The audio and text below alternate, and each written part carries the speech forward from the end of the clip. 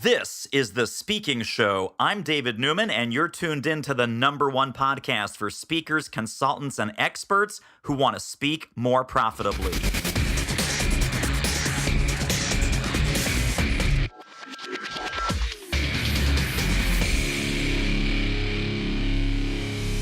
Well, if your presentation skills suck, you are in the right place because my guest is the fantastic Diane DiResta, author of Knockout Presentations, How to Deliver Your Message with Power, Punch, and Pizzazz. That's a lot of P's in there, Diane. Alliteration, that's one of the public speaking techniques. And it's also the rule of three, right? With 1 and 2 and 3. Yeah. So let's talk about how you came to be the presentation skills guru that you are. Because I actually have the ancient copy of your book. So whenever that came out, what was that, like maybe 10 years ago or more? No, more. It was 1998. It became an Amazon category bestseller. I revised it in 2009, and now, end of 2018, it came out September 2018. So this is the new revision, the 3rd edition. So I'm very excited. Totally fantastic. So let me walk us back to 1998 and or the past 20 years or so. How did you become interested and so expert in the presentation skills arena? Well, I didn't plan on it. I was a speech pathologist by training. So I got my master's from Columbia University. I worked for 8.5 years in the New York City schools. I'm wearing long sleeves to hide my scars. No, just kidding. And from there, I transitioned and I went into a presentations consulting company where I learned how to do this kind of thing, stand-up training. Then I went to Solomon Brothers and worked in management training. My last full-time job was assistant vice president at Drexel Burnham, and I would go on college campuses to recruit MBAs for the trading floor. So what happened from there, David, is I realized I loved the pace, the money, the work I was doing, but I did not like the culture of Wall Street. So I left looking for a full-time training manager position. And as I was on that journey for that job, I was freelancing. So I would go and do someone's sales training and I'd do someone's outplacement. And so it was a work for hire, so to speak. 2 years later, I get a call and I'm offered a full-time job as a training manager. And I turned it down because I could feel my heart sink. It wasn't in it. That just wasn't what I wanted to do. And as I was doing this freelance journey, I was saying, this suits my personality. I like this. So my husband would say, well, why don't you go out on your own? And I'd say, well, I don't have enough experience. You don't have enough experience? Well, I don't think I know enough yet. You know enough. So anyway, I backed into it. It was as if the universe pushed me in this direction. So once I was doing the freelancing, I came to a point as you mature in a business and I said, I want to be an expert. I want to be known for a specialty. So today, DiResta Communications focuses in 3 areas. I used to say buckets, but my husband critiques my radio shows. He said, don't say that. So the first area is presentation and public speaking. The second area is interpersonal communication. So that can be anything from behavioral styles, running meetings, listening skills. And the third area is media training. And I've media trained people from the NBA, the WNBA, the USGA. So I've had an exciting journey. And the big overarching umbrella that encompasses all of that is executive presence. So that is often why people hire me. And the way I show up is either through keynotes, workshops and seminars, one-on-one coaching, and with my book, Knockout Presentations. So that is the short story of how I came to be where I am today. A big turning point was in 1991. I joined National Speakers Association, both the national and the New York chapter. And that changed the way I thought. And I learned so much more. And as you know, as a speaker, as a consultant, you're always upgrading your skills. So here we are today. Fantastic. Let me pick up on the executive presence that you just mentioned, because I know that in your book, you start with some myths. And I think one of the myths with either presentation skills or executive presence is some people have it and some people don't. And let's start with that one. But then what are some of your other favorite myths that you like to bust when you work with your clients and audiences? Well, yeah, I think I wrote 10 myths and 10 mistakes that speakers make. And don't ask me to tell you all of them off the top of my head. But here's what I say to everybody. Gifted speakers are born, but effective speakers are made. Anybody can learn these skills. Yes, some people have a natural ability, but even a Martin Luther King didn't just wake up one day and start speaking. He studied. And so it's a skill or a craft like everything else. I really believe anybody can be effective in getting across a message once you know the skills. And one of the things I talk about in my presentations and in the book is the YAM formula. And the YAM formula is a formula for everything you need to know about speaking. Know yourself, know your audience, and know your message. So the first step is, who are you as a package of skills? What is your style, and how can you be true to that style? Because I know there are people who are low key. We don't want you to be Tony Robbins. It won't resonate. Be you, but be a better you. The second thing, know your audience. This is the area where I feel most of us are at our weakest, or at least the people that I train and coach, because you can be a success in Peoria and then bomb in Kansas City because you didn't tailor it to the audience. So it's really doing a deep dive and knowing how to profile that audience. And the third thing is know your message. What are the key areas you want to cover? Think of rule of three. What are your 3 points? And then talk in a conversational way from your knowledge base. Don't memorize, familiarize. So that is a big myth that you either have it or you don't. No, that's not the case. Here's another myth.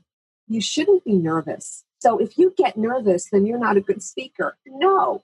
David, if you had a high-stakes presentation, let's say you were asked to be the main stage keynoter at the National Speakers Association convention, do you think you'd have some butterflies? I think I'd have an entire herd of butterflies. Yeah, me too. So even though I don't get nervous a lot of the time, as the stakes get higher, I do. So it's not about getting rid of nervousness, because here's the myth. People think nervousness is a negative. No, it's actually adrenaline, which is the energy that helps you to be dynamic. What nervousness is energy turned against yourself. So you want to make sure that you're channeling your nervousness in a positive way. And I put a lot of examples in the book on how to do that. I have a whole chapter on nervousness. I totally love that. It's energy turned against yourself. And so we can channel that energy in much more productive ways. Yes. For example, this is energy turned inward. So I'm wringing my hands and I'm being very nervous. Instead, use gestures, because here's a way to express the energy. It needs to go someplace. But instead of fidgeting, use gestures. Be forward. Connect with your audience. I know I want to get to another sacred cow. I was just at an event, Diane, and the speaker gets up on stage and said, I am not using PowerPoint. And as often we hear this a lot, and you see a ton of presentations, whenever a speaker says that, 9 times out of 10, the audience breaks out in applause. Like, I'm not using PowerPoint. Everyone's like, yeah, all right, that's great. Now, I personally don't agree with that. And I think there's right ways and there's wrong ways. And some of what you teach in the book about visual support for your presentation. What are the kind of the do's and don'ts of using any sort of visuals in your presentation? And why do you think PowerPoint is so much hated and misused? The reason for that is because we are PowerPointed out. So I understand the applause from the audience. And there are times when I will say that to the audience. Notice I'm not using PowerPoint. Why? Because we have 30 or 40 people here. I've given you a handout. I want your eyes here, not on the screen. However, I think PowerPoint is a great tool, especially for larger venues. And sometimes you don't have a choice. In a lot of corporations, they expect a PowerPoint.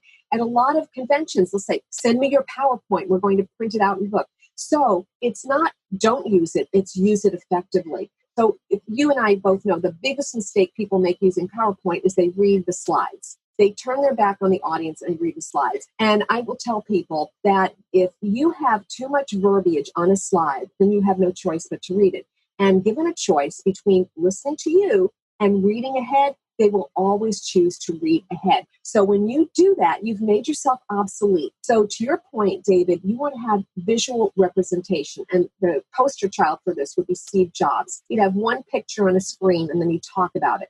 So photographs, pie charts, a few keywords, symbols, those are much more effective. You want enough in there, keywords, pictures, so they get the essence of the message, but they have to rely on you to fill in the details.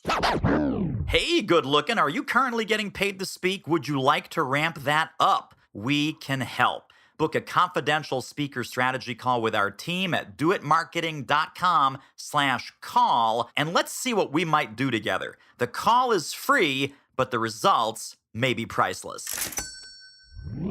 Speaking of Steve Jobs, I think one of the other myths is that, you have to be super creative and you just put all kinds of ideas in a slide deck and go. You have some very clear and very smart guidelines about organizing your information and sequencing the information. What are some tips for, the right-brained speakers and consultants and executives out there who do like to just throw a whole bunch of random ideas onto PowerPoint slides and go, that's my presentation, and they could really benefit from some of your structure and organizing principles? Well, I actually wrote 2 chapters on structure. Chapter 6 is, I think, Build It and They Will Come. And then chapter 7 is listener-centered communication, which is a persuasive model. Here's what I say, and this came from discovering it on my own from all of the years in my living laboratory. Delivery sits on structure. It doesn't matter how good you are on the platform if your message is not structured and constructed. So the people who seem like they're winging it and who are so glib, they have done hours and hours and days of rehearsal and prep. And it's 90% preparation, only 10% delivery. So I have templates in my book that take you from step 1 to step 2. And once you have your ideas organized, then you can go a little bit off message. So how do you reconcile the left and the right brain speakers? Storytelling is right brain. That is the most powerful technique that you can use in any venue, in any industry. But you don't want to be rambling with your stories, and your stories have to connect to a point. So the first step is to know your desired outcome. And when I work with people, I make them do the sentence completion exercise. And this is it. At the end of my presentation, the audience will blank. The answer to that is your outcome. And when you start there, instead of starting within a PowerPoint, then everything that you do is going to lead you to your desired outcome and you will stay focused. One little caveat though, don't be like someone in one of my audiences who said, at the end of the presentation, the audience will applaud. Well, that's very nice. That is not an outcome. But what's interesting is when we drill down, people are not always clear about whether their purpose is to inform or to persuade. So once people identify their outcome, I ask them, is that informative or is that persuasive? The more clarity you have, the more effective your presentation. I'm about to do a transition around persuasive, but I think one thing that I'm just reflecting on my own speaking, organizing strategies, I think where a lot of speakers fall down is in the transitions. Yes. And what I'm hearing you say is if you have good structure, the transitions are organic. And you don't need to do these, hey, Diane just said this, so I'm going to go over here. Or I just said this, now I'm randomly switching gears. But the structure lends itself to smooth transitions, correct? Absolutely, because the transitions are part of the structure. They are pre-planned. And I always say I can tell instantly a new speaker from a seasoned speaker because the new speaker sounds choppy. Or this is the typical transition I hear from corporations, from executives. On the next slide, now you'll see on this slide, on the next slide, excuse me, that's not a transition. So in my book, I have a list of transitions. And by the way, a transition can be a statement or a question. So how much is this going to cost? The cost of this is, if you're not sure how to transition, let's say you got lost, all you have to do is ask yourself, what did I just talk about and where am I going next? Now that we talked about A, let's talk about B. But those transitions are the thread that connect one idea with another. And that's what creates that polish and that flow. So very often when I get calls, it'll be something like this. My team needs executive presence. They don't have gravitas. They're not polished, but they can never tell you what it is. One of the things that adds polish is the transition. So that's key. I want to tell you that I really believe what's different now from the time that I wrote the first version of this book in 1998 is that speaking is the new competitive advantage. And you can't be without this skill. And it also has a hard dollar ROI. And I'm sure you get, well, maybe you don't get this as much because your area is marketing, but I'm called a soft skill. So when I go in to talk to an organization, it's not that they don't want it, but, well, we have to put our dollars on technical skills. Really? Well, you're not going to get any outcomes if people can't communicate. So do we have time for a quick story? Of course. All right. So let me tell you about a CEO I worked with. It was a vaccine pharma company. And he wanted to convince the executive committee to fund the building of a vaccine facility that would cost $300 million. There was no guarantee of success. And then there'd be 3 years of clinical trials afterwards. So this was a high-stakes presentation. So he hired me to coach him over a period of time. And afterwards, he got the approval. They built the facility. But here's the real kicker. Years later, when I checked in, he told me that that initial $300 million investment turned into a $1 billion success. Now, if that is an ROI, I don't know what is. And imagine, had he not had the presentation skills, the persuasive ability to convince them, the company would have lost out on that $1 billion profit. So this is not a joke. This really makes a big difference and puts money in your pocket. Occasionally, I have people come to me because they have an interview, and it's one of those highly competitive interviews, and they want to be the one chosen. Well, that's presentation. And think about what that salary is going to be. That's your ROI. I had someone come to me, and when she first showed me what she had, it sounded very academic and overflowing with data. And I said, there is nothing compelling here. I'm getting lost in the mire, and there's no reason I would hire you. So we spent some coaching time revamping and getting into the mind of the listener. What do they care about? End result, she got the job. Speaking skills also move markets. I haven't heard people say that, but it really does, because we know that the stock market is really more about psychology than it is numbers. And I remember a CEO asking me to coach his team for Investor Day. We did. And he said, look, Diane, these have to be tight. I don't want them going over 20 minutes. So we got them narrowed down. About 2 weeks later, I get an email from one of the people I coached, and he said, I don't know if you saw this, but the investor relations person said it was a good job. The analysts were happy. They gave us a good rating, and our stock is at an all-time high. That is the power of the spoken word. I would not take this lightly. I think everybody needs this skill. Here's another myth, and then I will turn it back to you. When I was speaking years ago, I went to the ladies' room and I overheard someone talk about my presentation. By the way, that is the way you get the real feedback. I love that. It's called bathroom buzz. Yes, yes. So here's what she said. She said, I thought she was really good, but I don't public speak. And I wanted to shake her, because do you leave a voicemail? That's public speaking. Do you give updates at meetings? That's public speaking. And whether or not someone returns your call has to do with how you present your message. So this is a really important work-life business skill that has a high return. I see your bet, and I'm going to raise you even more because, of course, I totally agree with you. I think speaking is the new marketing, and I think speaking is the new selling. Yes. So you cannot overemphasize how important this is. And it seems kind of counterintuitive, right? So, oh no, this is all digital and online and hyper and, but every time you open your mouth, you're either bringing people closer to your cause or your business or your goals, or you're pushing them further away.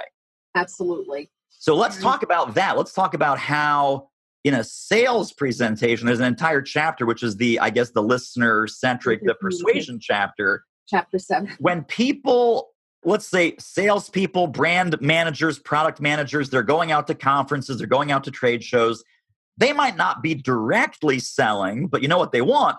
They want more appointments. They want more demos. They want more leads. They want more inquiries. How do we build some of those persuasion triggers into our program and not necessarily overtly hard sell them or push them or pressure them? It's interesting that you bring this up, because yesterday I was doing a talk called Speak to Sell, how to use speaking to market your business, because it's not about speakers, it's about everybody. And you see, as you said, more and more people doing seminars and speaking, because there are so many benefits. It establishes your expertise and your brand and whatever. So how do you do that?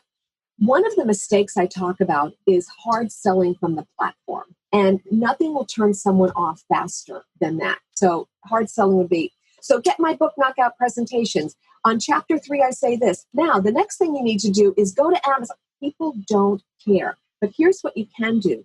Tell stories. And I believe it's called a drop-in. So you're doing your presentation, you're giving people value, and then you drop in a short story about something that you did. And so you're seeding the audience with the knowledge that, oh, she or he does that. Oh, they do consulting too. Oh, this is what I get when I work with them. So it's really important, number one, that you have a good structure, but that you provide value. What you don't want to do is give a sales pitch because people will turn off. So people figure out, or this is the myth, oh, I can't tell them much because then they won't hire me. No, just the opposite. If you give them enough value, give them some tips they can implement, they're going to want more of you. I remember years ago, I was speaking at a financial services company, and the HR person came up to me at the end and she said, I can't say that I've never heard that before, but not quite in that way. You gave them practical tips they could use immediately. And in a sense, she gave me my brand because when I speak, that is what I do. So stay away from the fluff and make sure that you don't go into bait and switch. If you promise to deliver something, make sure that it's covered in that talk because your credibility, your trust is on the line. But if you go out, if you have good presentation skills, if you know how to connect with your audience, if you have a message that meets their needs, if you can show you understand their pain points, they're going to be wanting more of you and you'll be successful. What a great episode. Wowza. Tell you what, if you want to ramp up your revenue as an expert who speaks professionally, you should really check out our free online training at doitmarketing.com/webinar. I want to dig into another quick myth, which is notes. Notes, note cards, even having a single piece of paper in front of you. A lot of times when we use PowerPoint, we're not going to read the PowerPoint, but the PowerPoint's like a mental trigger. That here's where I'm going to tell that CEO story. Here's where I'm going to tell that client story. Even if it's just a picture of the client, you're like, oh, it's time for the client story. I know the client story. I will now tell it to you. Mm-hmm. If we're presenting without any visual aids or even without a handout, is it okay to carry a stack of 2-3 note cards or an 8.5 by 11 piece of paper, or is that a big no-no? I say do what works for you. I'm not of the school that there's one way to do it the right way and the wrong way. Certainly PowerPoint is much more acceptable than note cards.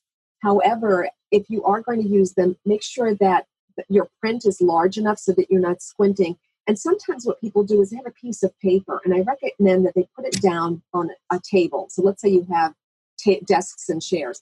Put it down by the table where you're speaking, and then occasionally pause and look down just to see where you are, and then come right back up. But there's a key to working with notes, and especially manuscripts, which are the hardest. You want to reference, but don't read. So I'll show you a quick tip right now. What you do is you look and pick up the first part of the sentence, you look up and you deliver it. You pause, you pick it up again, and then you deliver it. The key is always end your last word on a pair of eyes. So it'll be, today is Monday. Well, actually, today is Wednesday. Today is Wednesday, not today is Wednesday. So do you see the difference? And then ending on a pair of eyes and then having that silent pause to pick up again makes it seem smoother and not reading. You don't ever want to read your notes. I think that's how, if you see most politicians or stump speeches, or even sometimes on the floor of Congress, the good speakers, that's how they do it, right? They're reading from prepared notes and maybe even the full speech written out, but they're making eye contact either with the camera or with their audience. Yes, and then you notice the ones who are not doing that, and it's very noticeable. Totally, the ones that head down into the lectern. Yes, peering over their glasses, yeah. I have a friend who calls me all the time. There are people in New York. You should be working with them. They're reading. Okay, thank you. For sure. What is your best advice, Diane, on things like openings and closings, right? Because we're always taught first 30 seconds, critical, last 30 seconds, critical. How do we handle those key parts of any presentation? The opening and the closing are really important because the opening sets the stage and it grabs attention. So one of the things I talk about in the template is creating a hook. Most people start with, today I want to talk to you about, and they don't care about your topic and they don't care about your product or service. What they care about is their self-interest. So the more you delve into the audience, the more you understand what's important to them, the better it is for you to lead with that desired result. So whether it's dominating market share or increasing revenue or getting that dream job, start with that, not with your topic. And so it should be crisp, or you can start with a story, but it should be something short and pithy. And then the ending is critical because people remember the last thing that they hear. So do you want them to remember thank you, or do you want them to remember your action step? So always end with a next step or a call to action. And if it's an informative talk, then some food for thought. But one of the reasons that meetings are so ineffective in business is people don't end with next steps. So people during the meeting agree, oh yeah, I'll do that, I'll do that. But then you say, well, thank you for being here. No. All right, so let's recap. All right, next step is you're going to do this, and then we're going to meet at this time next week. They'll remember that. So yeah, endings are critical. And then there's the person who has no conclusion, and that falls like a lead balloon. And that's my time. Exactly. And doesn't it feel like you've been cut off? So bring back some kind of summary and next step. Close it out. My next thing is a monster pet peeve of, I think, a lot of speakers and even some executives, but I think professional speakers may suffer from this even more greatly. The deadly and deathly Q&A. Okay, so that's the end of my presentation. Now let's take some questions, and then whether that's the right way or the wrong way, and we can talk about that too. Wherever the Q&A happens to be, there's some ways to manage and structure and shape that experience so it doesn't become the inmates taking over the asylum, right? And that happens, and that's so unfortunate. Here's the thing. People spend so much time preparing their presentation, and then they wing it during Q&A, and they don't realize that you can prepare for that. So here's what I would advise. Prepare a list of 3 categories. So category 1, what are all the questions I expect to be asked? These are your tried and true. And then plan your answer and keep it short. List number 2, what are all the questions I don't know the answer to? And find out. Don't pray that they won't ask it. Find out. And then the 3rd category are all the questions you dread. These are those political hot buttons, those controversial questions, maybe areas where you've been culpable, and plan a strategy. And if you work for an organization, that's usually your corporate communications department. What are we saying about this? So those are the 3 areas. Now, once you've done that, if you're in a large group, you are at risk of losing control. And so you want to know how to manage the Q&A. And basically, there's some key tips. One is always repeat the question. Not in press conference, that's a whole different animal. But in normal Q&A, repeat the question because somebody in the audience did not hear it. And if they don't hear it, you've lost. What was the question? What is it? And now you've got a buzz in the room. If it's a hostile question, or if it's a question that's ambiguous, then you want to rephrase it. So let's take them one at a time. If somebody is a rambler, you're going on, well, I just watched the debates. So let me understand, David, are you asking, or is your question, jump in and rephrase it? Because if you don't, the audience is going to get angry at you for letting that person drone on. The second thing, you have a hostile questioner. The worst thing you can do is to repeat the negativity. Never do that, because then you're playing their game and then you're trapped. So if they say, are you going to screw up like you screwed up in the last presentation? The question is, are we going to screw up this time? No. So what you do is you rephrase it by taking the sting out of it. The question is, what have we learned from our past mistakes, and how will we apply that to your advantage in the future? Now, I know that sounds very glib. I've rehearsed that. But that's what you do. You want to anticipate the hostile questions and then plan your strategy on how you're going to answer it. Another thing that you can do if someone is very verbose is you can ask them to be more specific. Or sometimes what happens is you have the technical audiences. I'm working right now with a CEO of a biotech company. And when he talks to the board, he has someone who wants all the technical detail. The rest of the board isn't technical. So here's what you do. That's a technical question. Let me give you the executive summary. Quick, simple. And then why don't you and I talk offline? I can give you more detail. Don't bore the audience when they're not going to have the knowledge to understand the answer. So those are the few tips. Yeah, no, those are great. So I will tell you, this is a downfall of mine. When the Q&A goes off the rails, I will just sometimes stand there. I'll let the person go on for 45 seconds or so.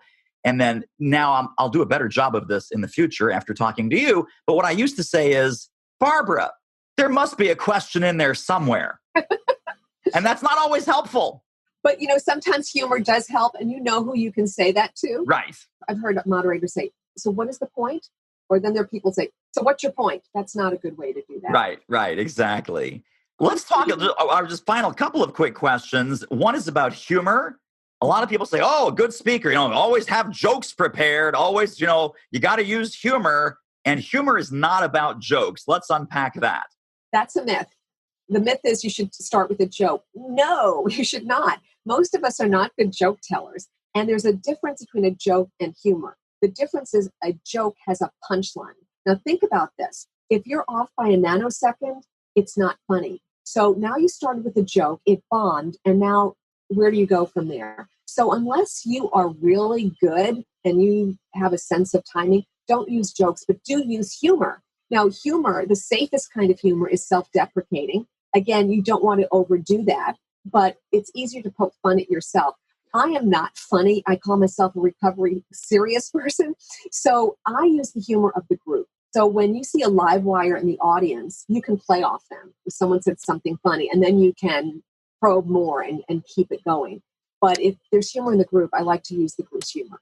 Wonderful. All right. I've got two final questions for you. The final question is going to be, how do people get connected and stay connected to you and all of your brilliance and expertise, including the book, including the website, and we'll link all of that up, the social media accounts and all of that good stuff just to drive people back to your fabulousness. Before I get to that question, though, if folks were to take one central idea from our conversation today, what would you hope that would be?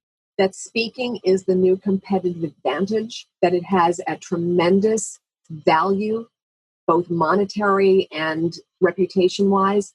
And if you are not good at presenting, there is help. Get it. There are books, there's coaching, there's YouTube, there are TED Talks, there are classes.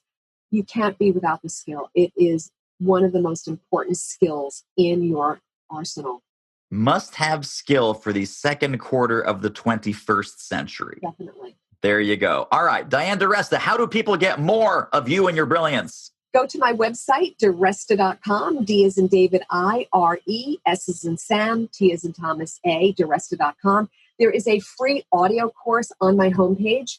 It's 7 deadly mistakes speakers make and how to avoid them for maximum success. So it's an audio course that you can download for free when you go to my homepage at DiResta.com. And there's also Amazon or knockoutpresentations.com where you can get a copy of the book. And of course, my YouTube channel /Diane DiResta has over 109 videos that you can watch. Fantastic. A real gold mine. Totally awesome. Diane, thank you. We'll have to have you back on the show. Thanks, David.